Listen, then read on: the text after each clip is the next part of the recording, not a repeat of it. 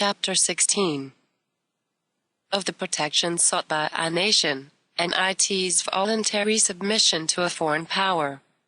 Paragraph 192. Protection. When a nation is not capable of preserving herself from insult and oppression, she may procure the protection of a more powerful state. If she obtains this by only engaging to perform certain articles, as to pay a tribute in return for the safety obtained, to furnish her protector with troops, and to embark in all his wars as a joint concern, but still reserving to herself the right of administering her own government at pleasure. It is a simple treaty of protection, that does not all derogate from her sovereignty, and differs not from the ordinary treaties of alliance, otherwise than as it creates a difference in the dignity of the contracting parties. Paragraph 193. Voluntary submission of one nation to another. But this matter is sometimes carried still farther, and, although a nation is under an obligation to preserve with the utmost care the liberty and independence it inherits from nature, yet when it has not sufficient strength of itself, and feels itself unable to resist its enemies, it may lawfully subject itself to a more powerful nation on certain conditions agreed to by both parties, and the compact or treaty of submission will thenceforward be the measure and rule of the rights of each. For, since the people who enter into subjection resign a right which naturally belongs to them, and transfer it to the other nation, they are perfectly at liberty to annex what conditions they please to this transfer, and the other party, by accepting their submission on this footing, engages to observe religiously all the clauses of the treaty. Paragraph 194. Several kinds of submission. This submission may be varied to infinity, according to the will of the contracting parties. It may either leave the inferior nation a part of the sovereignty, restraining it only in certain respects, or it may totally abolish it, so that the superior nation shall become the sovereign of the other, or, finally, the lesser nation may be incorporated with the greater, in order thenceforward to form with it but one and the same state, and then the citizens of the former will have the same privileges as those with whom they are united. The Roman history furnishes examples of each of these three kinds of submission. -1. The allies of the Roman people, such as the inhabitants of Latium were for a long time, who, in several respects, depended on Rome, but, in all others, were governed according to their own laws, and by their own magistrates. -2. The countries reduced to Roman provinces, as Capua, whose inhabitants submitted absolutely to the Romans. 3. The nations to which Rome granted the freedom of the city.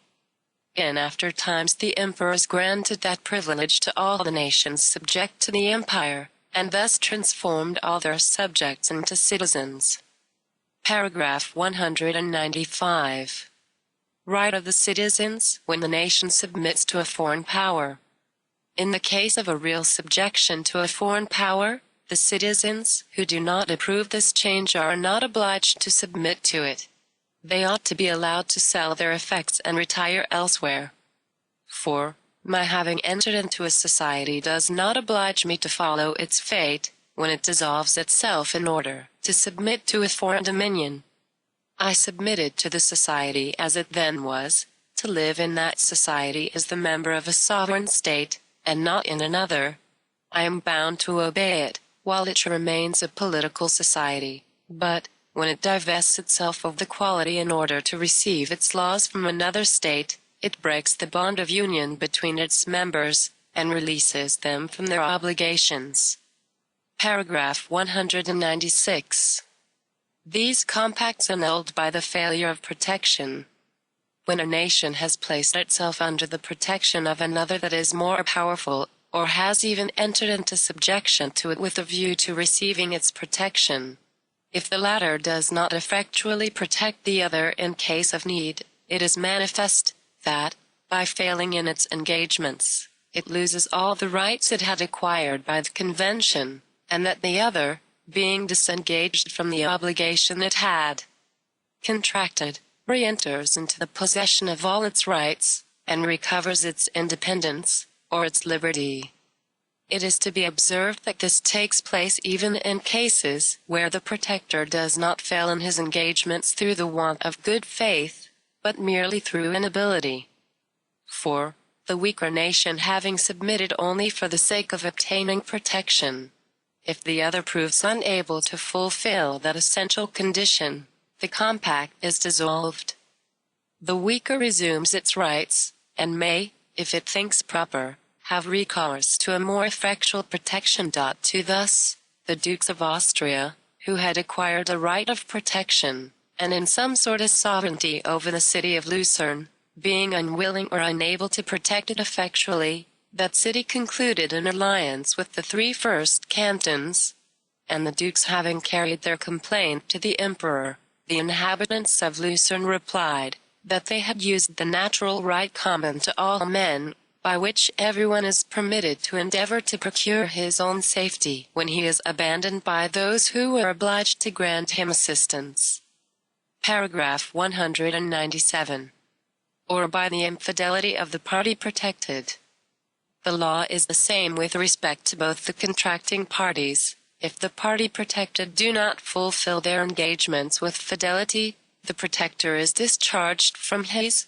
He may afterwards refuse his protection, and declare the treaty broken, in case the situation of his affairs renders such a step advisable.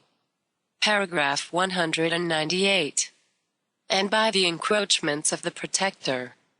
In virtue of the same principle which discharges one of the contracting parties when the other fails in his engagements, if the more powerful nation should assume a greater authority over the weaker one than the treaty of protection or submission allows, the latter may consider the treaty as broken, and provide for its safety according to its own discretion. If it were otherwise, the inferior nation would lose by a convention which it had only formed with a view to its safety. And if it were still bound by its engagements, when its protector abuses them and openly violates his own, the treaty would, to the weaker party, prove a downright deception.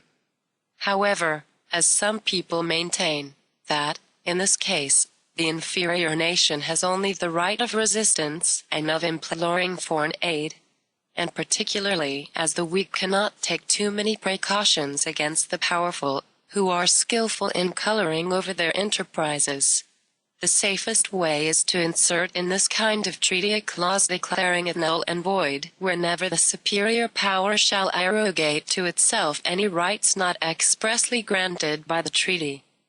Paragraph 199.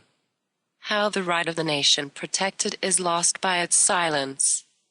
But if the nation that is protected, or that has placed itself in subjection on certain conditions, does not resist the encroachments of that power from which it has sought support, if it makes no opposition to them, if it preserves a profound silence, when it might and ought to speak, its patient acquiescence becomes in length of time a tacit consent that legitimates the rights of the usurper.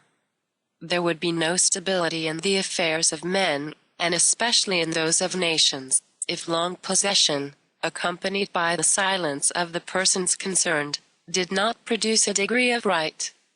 But it must be observed, that silence, in order to show tacit consent, ought to be voluntary.